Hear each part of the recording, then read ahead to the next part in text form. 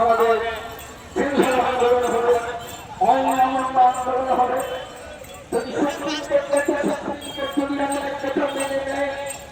এবং সংবিধান অনুসারে সিদ্ধান্ত দেয়, আলহামদুলিল্লাহ। যদি না দেয়,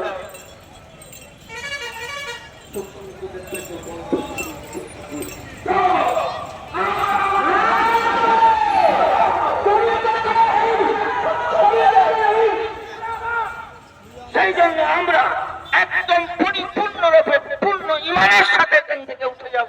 প্রত্যেক গ্রাম থেকে আমরা একটা করে গাড়ি নিয়ে আমরা কলকাতা রাজপথকে, প্রত্যেকটা অলিগলিতে, প্রত্যেকটা পথকে আমরা এমন ভাবে অবরোধ করবো, এটা যেন সারা পৃথিবীর একটা দৃষ্টান্ত হয়ে যায়, ভারতবর্ষে সকলেই যেন জাগ্রত হয়ে যায়।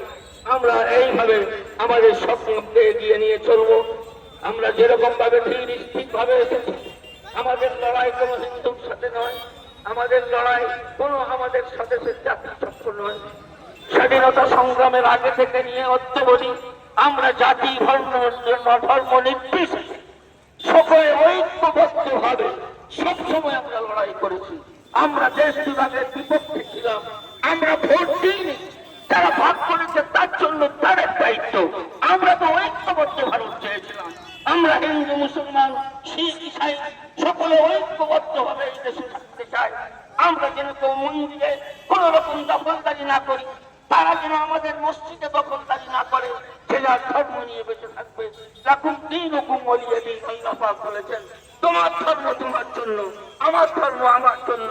আমরা যে যার ধর্ম নিয়ে বেঁচে থাকবো। আমার ওয়াকফ